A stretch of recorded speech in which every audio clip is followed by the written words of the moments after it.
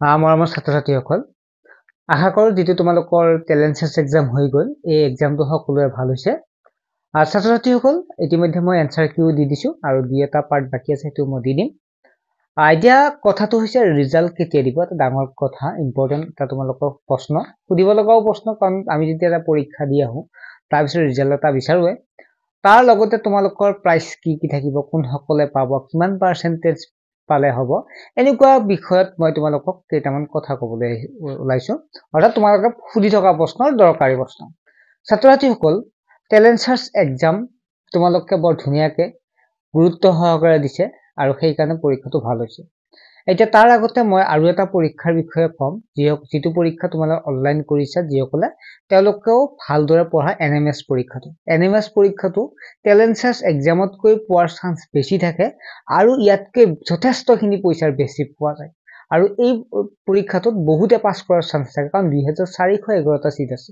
গতিকে আৰু লগতে ক্লাছ 8 ষ্টুডেন্টে পাৰে গতিকে দুখীয়া ছাত্ৰ-ছাত্ৰীৰ সুবিধা হয় গতিকে মোৰ বোধৰে তোমালোকে এই পৰীক্ষাটোত বহুত গুৰুত্ব দিয়া কাৰণ তোমালোকে 21 ডিসেম্বৰ যেটো পৰীক্ষা এই কেইদিন পঢ়ি তোমালোকে 4 বছৰৰ কাৰণে পাবা এটা পৰীক্ষা 4 বছৰৰ কাৰণে 48000 টকা পাবা লগতে কিয় সুবিধা কাৰণ এই পৰীক্ষাটো প্ৰাইভেট বিদ্যালয়ত পঢ়া ছাত্ৰতে দিব নোৱাৰে সেই কাৰণে সুবিধা হয় আৰু লগতে দুখীয়া ছাত্ৰ-ছাত্ৰীৰ কাৰণে সুবিধা গতিকে তোমালোকে যি অনলাইন কৰিছা পঢ়া ভালদৰে আৰু পঢ়াবৰ কাৰণে ময়ো আছো কাৰণ মই পঢ়াই থকা হৈছে এইবাৰ নহয় আগৰ পৰাই পঢ়াই আছো যত সম্পূৰ্ণ গাইড কৰা হয় ঠিক আছে আৰু এক্সট্ৰা কিতাপ কিনা কোনো প্ৰয়োজন নাই সম্পূৰ্ণ গাইড কৰা হয় তোমালোকে জয়েন হ'ব পাৰে 200 টকা আছে এতিয়া 100 কৰি দিয়া হৈছে সকলোৱে পাস কৰক গতে হোৱাটছএপ নম্বৰটো দেখা পাইছে এই নম্বৰটোত এসএমএস কৰিলে হ'ল ঠিক আছে ষ্টুডেন্টে নাম ডিস্ট্ৰিক্ট হোৱাটছএপত এসএমএস কৰিলে হ'ল বাৰু হেবিলা কথা নাযাও এতিয়া এই পৰীক্ষাটোৰ কথাটো আহিল এই পৰীক্ষাটোত প্ৰথমতে মই কোন সকল ছাত্ৰ-ছাত্ৰীয়ে পৰীক্ষাটো পাস কৰাৰ আশা কৰিব পাৰে ঠিক আছে মানে প্ৰাইচটো লোৱাৰ আশা কৰিব পাৰে ছাত্ৰ-ছাত্ৰীসকল যিসকল ছাত্ৰ-ছাত্ৰীয়ে 80% ওপৰত পাইছে তেওঁলোকে আশা কৰিব পাৰে পৰীক্ষাটো এটা প্ৰাইচ পাম বুলি ঠিক আছে আশা কৰিব পাৰে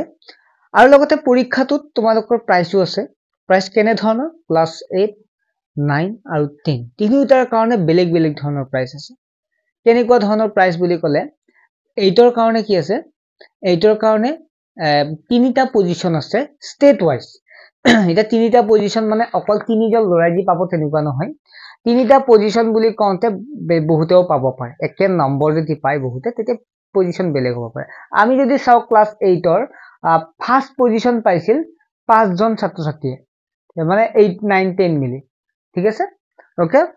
কেইজন আছে তিনিগৰাকী 8ৰ এজনে পাইছে 9ৰ এজনে আৰু 10ৰ তিনিজনে পাইছিল যোৱা বছৰ যে আমি চাও টোটাল আমি যে পজিশন পোৱা ছাত্ৰ-ছাত্ৰী ফাৰ্স্ট সেকেন্ড থাৰ্ড তেতিয়া ষ্টেট ওয়াইজ যদি আমি চাও 22 জন টোটাল ছাত্ৰ-ছাত্ৰী কি পাইছিল পজিশনটো পাইছিল ঠিক আছে মই লিখি লৈছো তোমালোক বুজাবৰ কাৰণে মানে কবৰ কাৰণে 22 জন ছাত্ৰ-ছাত্ৰীয়ে কি হৈছিল এই পজিশনটো লাভ কৰিছিল গতে 22 জন ছাত্ৰ-ছাত্ৰীৰ ভিতৰত তোমালোকো থাকিব চেষ্টা কৰিবা এইটো ষ্টেট ওয়াইজ পজিশন মানে ৰাজ্যিক ভিত্তিত এই 22টা এবাৰ 20টাও হ'ব পাৰে পজিশন সকলোৱে ভালকৈ দিছে 30টা হ'ব পাৰে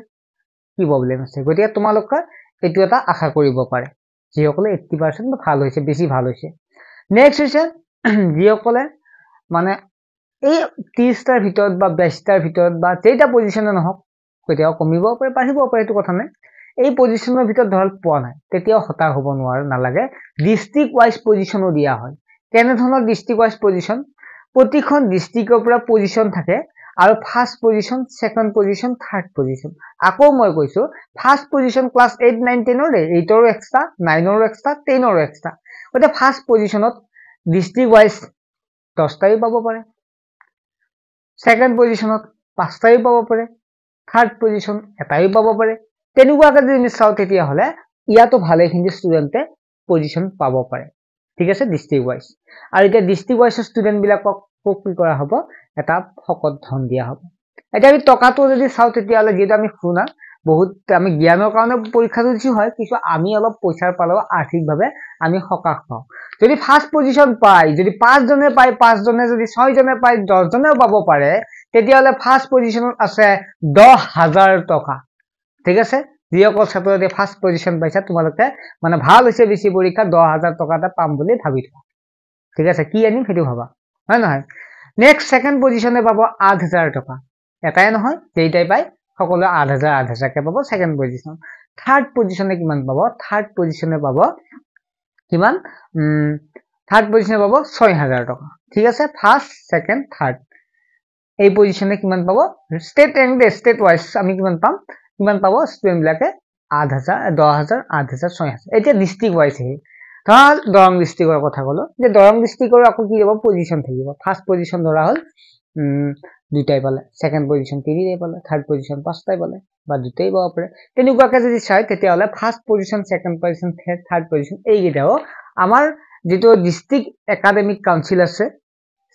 সেই ডিস্ট্ৰিক্ট একাডেমিক কাউন্সিলও এটা শকত ধন এটা স্টুডেন্ট বিলাকক দি দিব লগতে সন্মান দিব